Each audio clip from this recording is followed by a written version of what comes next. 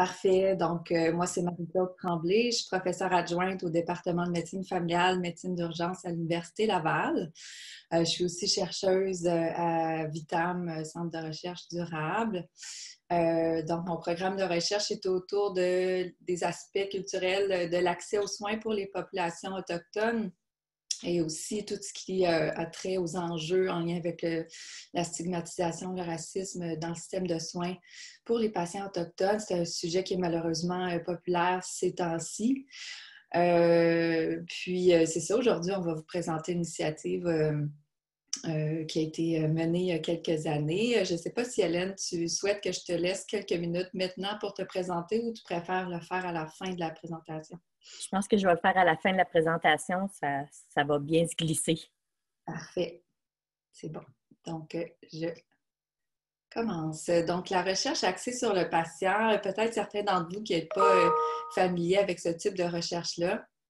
Donc, c'est une sorte de recherche participative. C'est une application particulière de la recherche participative où les partenariats sont faits avec des patients.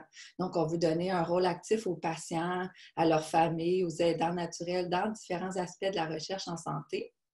Ça inclut autant la gouvernance de la recherche, l'établissement des priorités de recherche, la recherche comme telle, donc les différentes étapes de la recherche et le partage des résultats.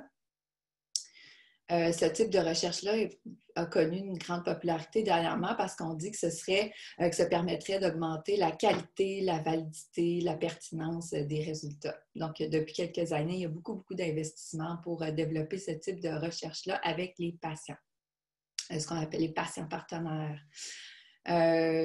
Toutefois, ce qu'on remarque, ce qu'on remarque de plus en plus, c'est que les personnes impliquées dans ce type de recherche-là ne reflètent pas nécessairement la diversité de la population que la recherche vise à servir.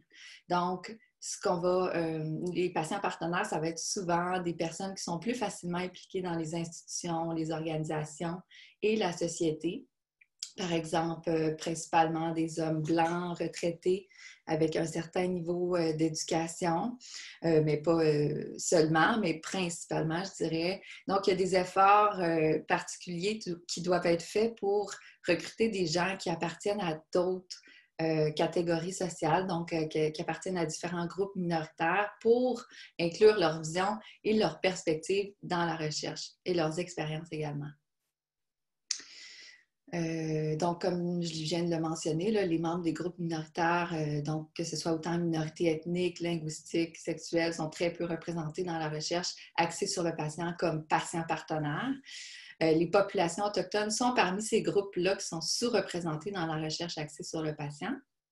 Alors, il faut faire des efforts particuliers pour les recruter parce que sinon, ça a pour effet de renforcer les rapports de pouvoir qui sont déjà existants dans la société en donnant préséance aux voix qui sont déjà les plus fortes, aux perspectives et aux préférences de ceux qui sont déjà majoritaires.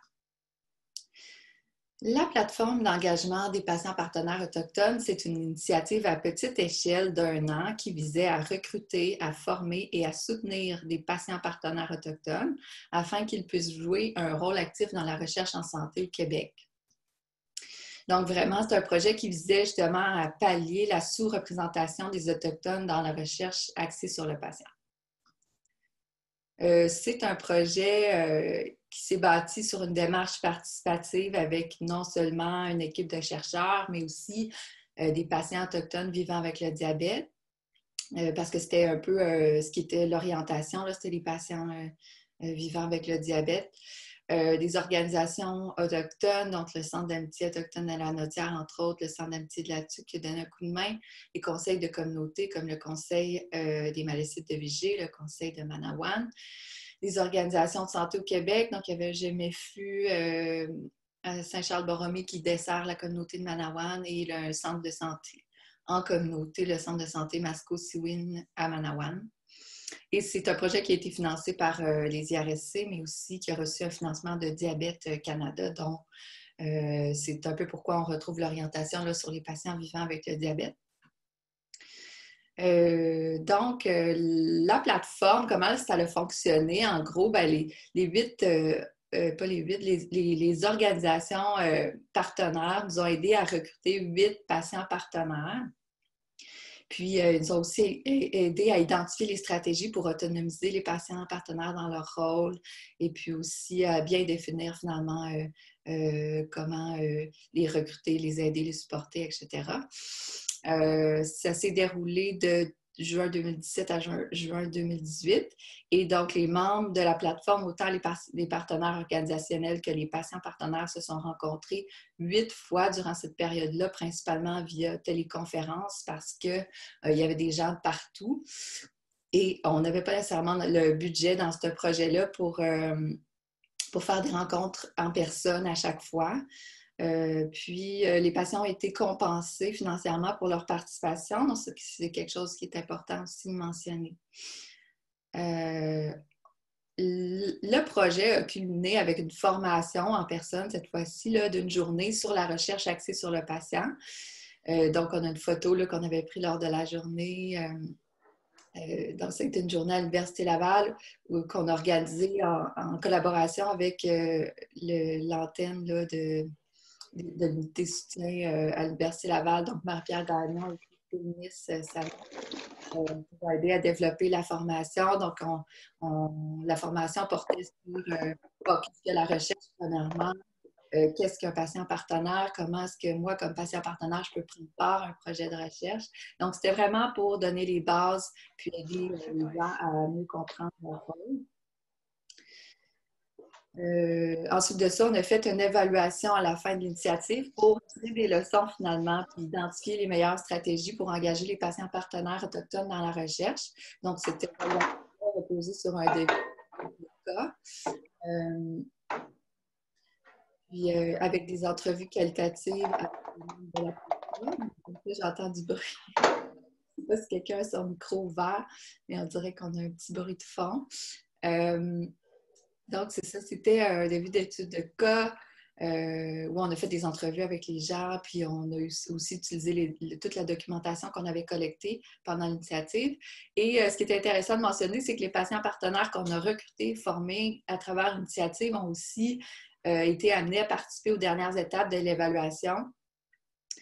Soit l'interprétation des résultats et le partage des connaissances. D'ailleurs, Madame Hélène, ici présente, m'a accompagnée dans une conférence où on a présenté les leçons de ce projet-ci.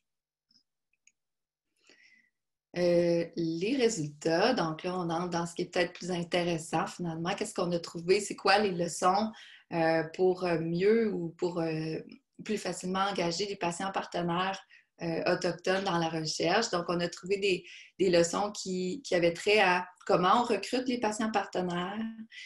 D'autres leçons qui étaient plus en lien avec comment on développe l'intérêt pour la recherche chez les patients partenaires. Ensuite de ça, il y avait le développement des capacités de recherche chez les patients partenaires et finalement, comment on implique concrètement les patients partenaires dans la recherche. Donc là, je vais passer quand même rapidement, puis je suis désolée parce que ces diapos-là sont en anglais parce qu'ils proviennent d'un article qu'on a fait, mais je vais essayer de vous résumer rapidement, mais entre autres pour ce qui est de comment on recrute, comment on les contacte, comment on initie finalement le partenariat avec les patients partenaires autochtones. Bien, il y avait une première leçon qui disait que c'est important de les rencontrer dans leur communauté, même si dans le cadre de notre projet, on n'a pas nécessairement pu faire ça. Mais par contre, ce qu'on a fait, c'est qu'on a construit sur des relations existantes avec des organisations locales et puis des membres des communautés clés, donc des champions communautaires. Ensuite de ça, pour construire l'intérêt des patients partenaires, ce qu'on a fait, c'est ce qui est très important, puis ce qu'on voit aussi dans la littérature ailleurs, c'est de construire des relations de confiance avec les patients partenaires à travers des rencontres en personne, comme lors de notre formation, mais aussi des contacts répétés où on assure un suivi dans la relation. Ensuite de ça, il y avait aussi le fait de souligner les impacts potentiels des projets pour les patients et leur communauté. Donc, ça, c'est quelque chose qu'on s'est rendu compte qui était très important. Pour ce qui est de construire les capacités, développer les capacités chez les patients partenaires, bien, il y avait bien sûr une formation adéquate, là, telle que celle qu'on a donnée dans notre projet, mais on s'est rendu compte aussi que tout tournait autour de la compréhension claire du rôle du patient partenaire. Donc, c'est quelque chose qui a été quand même assez long là, chez les patients partenaires du projet à acquérir. C'est une compréhension claire de c'est quoi mon rôle. Bien, c'est quoi la recherche, premièrement, parce que la plupart des personnes ne sont pas nécessairement familiers avec la recherche, les processus de la recherche. Puis moi, qu'est-ce que je viens faire là-dedans? Qu'est-ce que je peux apporter finalement? Donc ça a été vraiment un élément clé.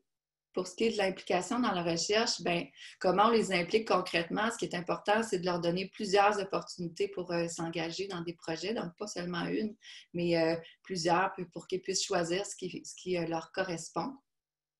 Ensuite de ça, d'être flexible et accessible dans tous les aspects de l'engagement, autant en termes d'horaire que de mode de communication, etc.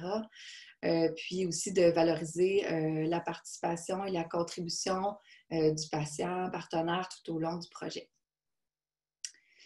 En gros, là, si on veut résumer un peu ce que j'ai présenté dans les diapos, ben, je dirais que les points les plus importants, c'est bâtir des relations de confiance dès le début du processus, donc si possible en personne, d'être flexible dans le processus d'engagement en termes de disponibilité, d'accès aux ressources aussi, parce que certains n'ont pas accès à la technologie comme les autres, etc. En termes de mode de participation, puis aussi au niveau de la littératie, c'est quelque chose qu'il faut faire très attention. Finalement, l'importance des liens communautaires pour recruter, soutenir et motiver les patients partenaires à la recherche. Donc, j'en ai parlé un peu, là, bâtir sur les liens existants. Mais donc ça souligne un gap, si on veut, entre le modèle plus occidental, la recherche où les patients partenaires sont souvent conçus comme indépendants de leur communauté, versus les modèles plus autochtones où l'individu est indissociable de sa communauté. Donc, il faut faire vraiment attention à préserver et puis valoriser ce lien-là avec la communauté. Il y a plusieurs défis également qu'on a rencontrés dans le cadre du projet, puis qu'on a pu documenter.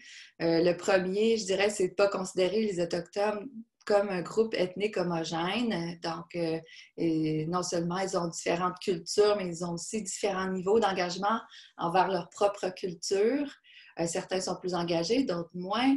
Ils ont différentes traditions, différentes croyances. Donc, tout ça, ça souligne l'importance de créer un espace commun sécuritaire pour laisser place à cette diversité-là lorsqu'on travaille avec plusieurs patients partenaires autochtones de différentes communautés. Bien comprendre l'influence du contexte socio-historique dans lequel l'engagement se déploie pour les Autochtones. Donc, les Autochtones vont partager souvent une histoire de pression, de marginalisation reliée à la colonisation. Puis ça peut affecter négativement leurs attitudes ou leurs relations avec les institutions et la recherche. Donc, c'est vraiment très important de faire attention à ça, de bien comprendre ça et d'essayer le plus possible d'égaliser les relations de pouvoir dans les projets et aussi dans les initiatives dans le genre.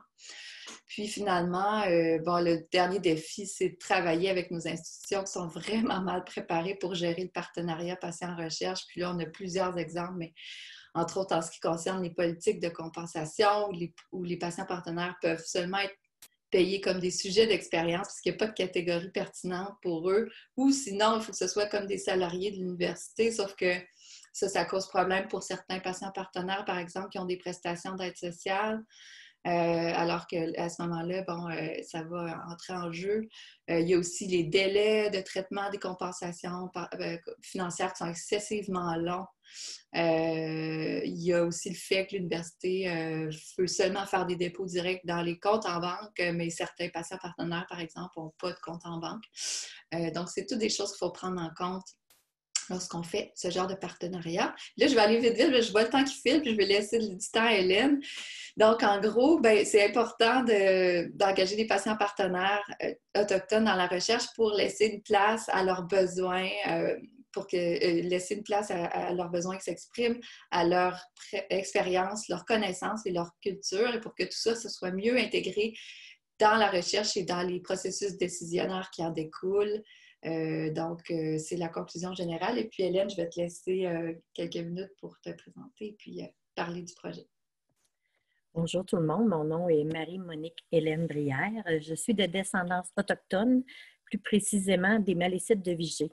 Notre réserve se situe à Kakuna, dans le bas du fleuve. J'ai reçu le diagnostic de diabète de type 2 en 2004.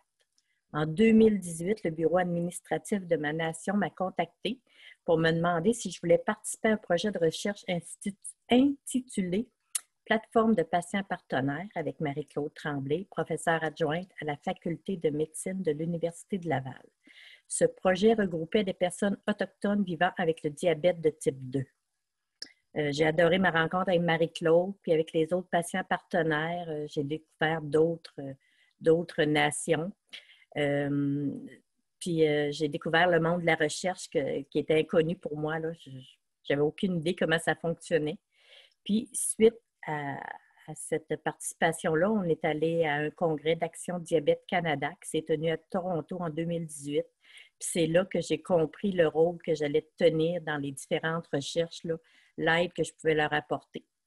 Fait que mon implication dans ces divers projets de recherche-là, ça se limite à ceux qui se tiennent en français parce que je ne suis pas très bonne en anglais. Puis il y a beaucoup de recherches qui sont anglaises. J'ai adoré ces rencontres-là. Ils m'ont permis de partager mon point de vue puis mon expérience de vie comme personne autochtone vivant avec le diabète. Puis, je pense que ça a pu aider les chercheurs. Puis, ce que j'ai aimé beaucoup, c'est qu'eux autres nous considèrent comme leur égal. Et quand ils parlent avec nous autres, là, je ne suis pas juste la petite fille autochtone, là, je suis vraiment une personne ressource pour eux. Fait que je voulais dire un gros merci à Marie-Claude puis à l'équipe pour toutes ces merveilleuses opportunités-là que j'ai eues d'être patiente partenaire avec eux autres. Fait qu'une bonne fin de journée tout le monde. Merci Hélène. Ça fait plaisir.